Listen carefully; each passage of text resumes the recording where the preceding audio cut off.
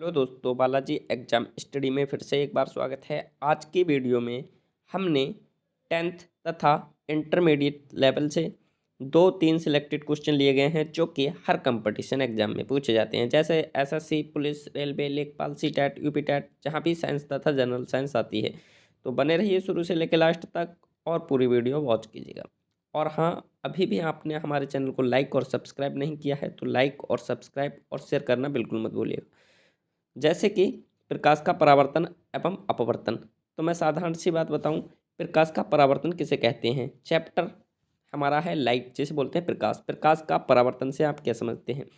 जब प्रकाश एक माध्यम से दूसरे माध्यम में प्रवेश करता है तो उसका अधिकांश भाग किसी चिकनी पॉलिशदार पृष्ठ से टकराकर वापस हो जाता है। इस प्रक्रिया को हम क्या कहते हैं, प्रकाश का परावर्तन कहते हैं। साधारण सी भाषा में बताऊं तो प्रकाश का परावर्तन क्या होता है। जब प्रकाश एक माध्यम से दूसरे माध्यम में प्रवेश करता है तो किसी चिकने पॉलिशदार पृष्ठ से टकराकर उसका अधिकांश भाग वापस लौट जाता है। इस क्रिया को प्रकाश का परावर्तन कहते हैं, याद रखना है।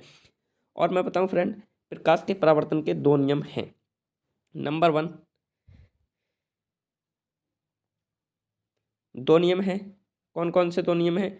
नंबर 1 है आपतित किरण तथा परावर्तित किरण तथा आपतन बिंदु पर खींचा गया अभिलंब तीनों एक ही तल में होते हैं। याद रखना है, आपतित किरण तथा परावर्तित किरण तथा आपतन बिंदु पर खींचा गया अभिलंब तीनों एक ही तल में होते हैं। दूसरे नंबर पर क्या है, आपतन कोण आई तथा अपवर्तन कोण आर आपस में बराबर होते हैं। याद रखना है, यह प्रकाश के परावर्तन के नियम हैं।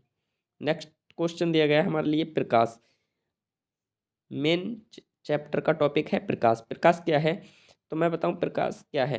प्रकाश एक भौतिक साधन है जो हमारी आंखों के भाग को उत्तेजित करके हमें दृष्टि संवेदना प्रदान करता है, प्रकाश कहलाता है। याद रखना है, जो प्रकाश है, प्रकाश वह भौतिक साधन है। भौतिक मतलब ईश्वर द्वारा दिया गया है, जो हमारी आंखों के भाग यानी कि आंखों के भाग रेटिना जैसे कार्निया आदि कोशिकाओं को उत्तेजित करके हमें दृष्टि मतलब देखने की क्षमता प्रदान करता है, यानी कि प्रकाश कहलाता है। अगर हमें कोई चीज़ दिख रही है तो वो प्रकाश के कारण ही दिख रही है, अन्यथा वो वस्तु दिखना असंभव है जबकि प्रकाश ना हो।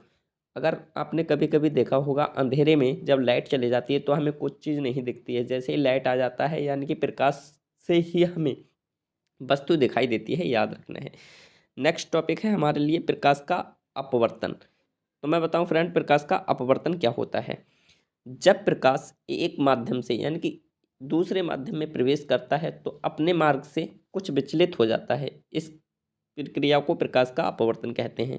साधारण सी भाषा में बताऊं तो मैं, प्रकाश का अपवर्तन क्या होता है। प्रकाश का अपवर्तन, जब प्रकाश सघन माध्यम से विरल माध्यम में प्रवेश करता है तो अपने मार्ग से कुछ विचलित हो जाता है। इस क्रिया को प्रकाश का अपवर्तन कहते हैं। क्या होता है, जब प्रकाश सघन माध्यम से विरल माध्यम में प्रवेश करता है तो वह अपने मार्ग से कुछ विचलित हो जाता है।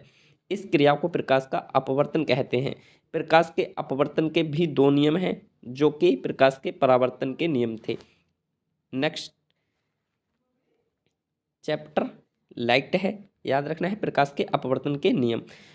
प्रकाश के अपवर्तन के भी 2 नियम हैं जो मैंने ऊपर बताए, जैसे कि आपतित किरण तथा परावर्तित किरण तथा आपतन बिंदु पर खींचा गया अभिलंब तीनों एक ही तल में होते हैं। याद रखना है। और दूसरा भी है आपतन कोण आई तथा परावर्तन कोण, परावर्तन नहीं सॉरी, यहाँ अपवर्तन होगा। याद रखना है, अपवर्तन कोण यानी कि अपवर्तन कोण क्या होगा, आर आपस में क्या होते हैं, बराबर होते हैं। याद रखना है, आपतन कोण आई अपवर्तन कोण आर आपस में बराबर होते हैं। याद रखना है। और मैं बताऊं फ्रेंड कि आपने अभी भी हमारे चैनल को लाइक और सब्सक्राइब नहीं किया है तो लाइक और सब्सक्राइब कर लें। हमारे चैनल पर एसएससी, पुलिस, रेलवे, लेखपाल, सीटेट, यूपीटेट, जहाँ भी साइंस तथा जनरल साइंस आती है हमारे चैनल पर प्रिपरेशन कराई जाती है। सब पढ़ें, सब बढ़ें, राष्ट्र हित में शिक्षा आगे बढ़े। आप सभी का हमारे बालाजी एग्जाम स्टडी में आने के लिए धन्यवाद। तब तक के लिए मिलते हैं अगली वीडियो में।